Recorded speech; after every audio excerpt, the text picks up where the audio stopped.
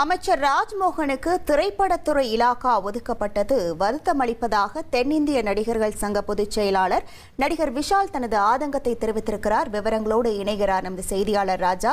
வணக்கம் ராஜா. நடிகர் விஷாலின் இந்த ஆதங்கம் தொடர்பான முழு விவரங்கள். வணக்கம்.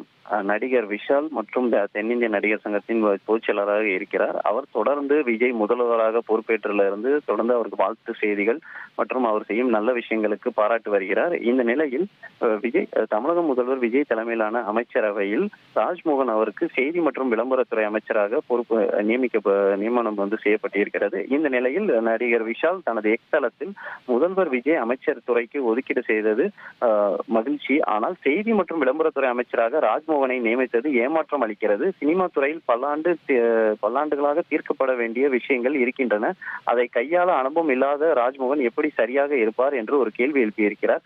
அத்துடன் திரைப்பட டிக்கெட் விற்பனை அரசு கணினி மையப்படுத்தி முறைப்படுத்த வேண்டும். அதன் மூலம் அரசுக்கு டிக்கெட் 30 ரூபாய் கிடைக்கும்.